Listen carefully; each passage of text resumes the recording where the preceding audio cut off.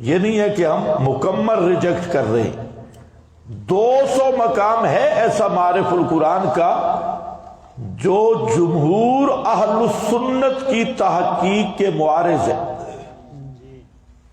اور خود اکابرین دیوبند کے بھی خلاف ہے، اکابرین دیوبند کی تصریحات کے بھی خلاف ہے، اور محققین اہل تفسیر کے بھی خلاف ہے۔ 200 سے زیادہ ہے، اب تو 200 میرا خیال ہے 45 مقام نکلے، 200 والا کام پرانا ہو گیا۔ ایسے مقام ہیں تفسیر معارف القرآن کی، تو وہ ہم اس لیے کہتے ہیں کہ انہوں نے جواہر القرآن پر مفتیان کراچی نے فتویٰ دیا تھا، اور انہوں نے کہا جواہر القرآن کو پڑھنا بھی جائز نہیں، رکھنا بھی جائز نہیں، کیونکہ اس میں توحید کا بیان ہے۔ تو میں نے اس تقابل میں آپ کو بتایا تھا، پہلے بھی بیچارے ابھی بھی رو رہے ہیں، پھر میں کہہ رہا ہوں تھوڑا زیادہ رو لو، کہ جواہر القرآن میں تو تمہیں خامیاں نظر آ گئی، معارف القرآن کو کیوں نہیں صحیح کرتے؟ اگر مفتیان کراچی جواہر القرآن پہ اعتراض کریں تو جائز ہے،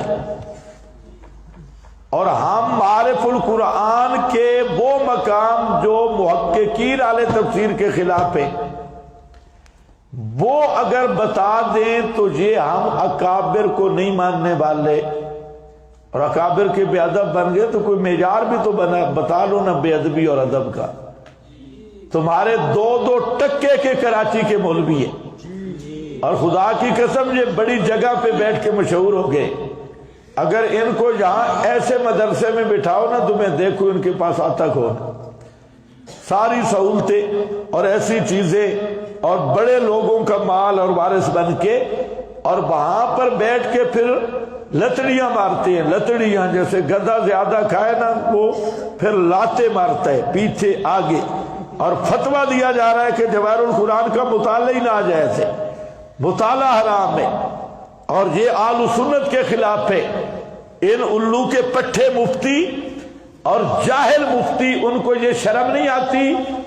کہ تم نے جواہر پر یہ کیا تو کوئی مسئلہ نہیں، اور اگر میں نے کہہ دیا اور سچ کہا، وہ رسالہ بالکل تیار ہے۔ تھوڑا سا میں کوشش کر رہا ہوں کہ تھوڑا ہاضمہ تیز ہو جائے، ہر سال میں ایک ہی کی چیز منائی جا سکتی ہے، سارے مسئلے آ جائیں تو پھر کام گڑبڑ ہے۔ وہ رسالہ آئے گا انشاءاللہ، اور اس پر محققین اکابرین دیوبند اور پہلے مفسرین کے خلاف ہے، جمہور کے خلاف ہے، اور وہ صاحب ہے یا اغلاط ہے معارف القرآن کی۔ تو ان کو کہو ہم نے کب کہا ہے کہ جواہر القرآن کوئی آسمانی کتاب ہے؟ کبھی ہم نے دعویٰ کیا ہے؟ نہیں جی۔ تو انہیں شرم نہیں آتی؟ کتنی کتابیں ہیں، ترمذی آپ پڑھیں، ابن ماجہ پڑھیں،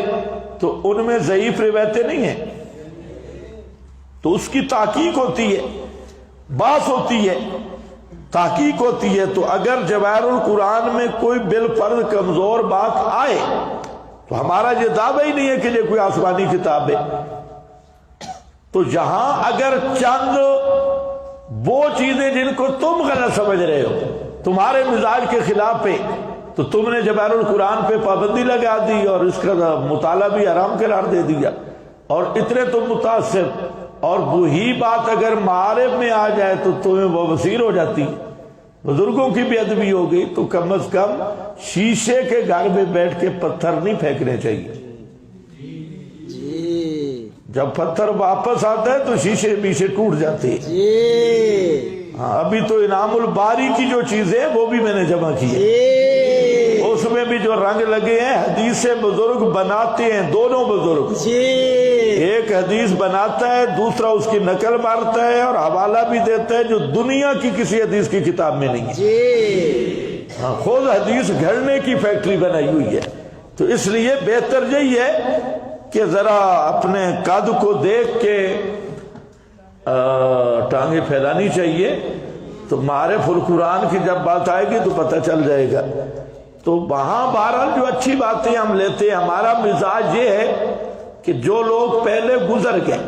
ہم حتی الامکان ان کو نہیں چھیڑتے، اور میں نے کل بھی ضابطہ بتایا مفتی محمد شفیع صاحب رحمہ اللہ کا بھی ہم احترام کرتی ہے، ان کے معارف میں بہت اچھی باتیں بھی ہیں، یہ نہیں ہے کہ ساری ایک جیسی، لیکن میں جو آپ کو بتاتا ہوں یا وہ چیز ہے وہ یہ بتاتا ہوں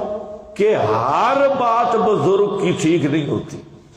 یہ نہیں ہے کہ اکابر نے جو کہا تو بس سارا کچھ اندھی تقلید نہیں، جو ٹھیک ہے علی الراس والعین، جو غلط ہے ہم بے ادب لوگ نہیں ہیں، غلطی بتائیں گے وہ تو دین کا مسئلہ ہے، لیکن اس طرح کے فتوے دینا جو مولانا حسین علی معتزلی اور پھر جواہر القرآن مطالعہ کرنا حرام ناجائز، بھئی لوگوں کو توحید کا نہ پتہ چل جائے، تو ایسے جو الو کے چرخے مفتی ہیں ان کو ہم باندر کی حیثیت بھی نہیں دیتے، تو پھر ان کے لیے تھوڑی بڑی پگڑی بھی ہمیں ہلانی پڑتی ہے۔ ان عاقبتم فعاقبوا، تو ہم نے تو بار بار ان کو کہا ہے بھائی تم بالکل اپنی شلوار نہ اتارو، تم خود اپنی شلوار اتار رہے ہو، تم نہ ہمارے بزرگوں کو چھیڑو، کبھی تمہارے مدرسوں سے فتویٰ آ رہا ہے ارشاد و توحید والوں کے پیچھے نماز نہیں ہوتی، ہاں منہ سوڑا ہے نا، اور عقیدہ وہ ہے کہ خدا کی قسم ابو جہل بھی ان کے سامنے کھڑا ہو جاتا تو پیچھے اللہ اکبر کہتے ہیں۔ اپنی حالت یہ ہے،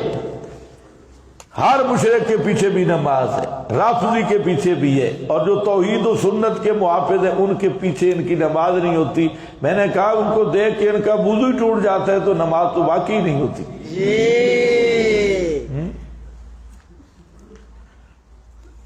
دو باتیں میں نے کی ہے، ایک میں نے آپ کو فرق بتایا، اس فرق کو سمجھو، جان بوجھ کے میں نے تھوڑی سی بات کی ہے، ذرا مشکل بات ہے، کہ منافقین اور فرق باطلہ میں فرق ہے۔ منافقین کفر چھپاتے، اسلام کو ظاہر کرتے، اور جو فرق باطلہ ہیں اسلام کے نام پر کفر کا نام، اسلام کا نام لیبل کفر پہ لگایا ہوا ہے، کفر کو اسلام کے رنگ میں پیش کر رہے ہیں، تو دونوں میں کوئی فرق نہیں ہے جی، تو دونوں کا ایک حکم ہوگا۔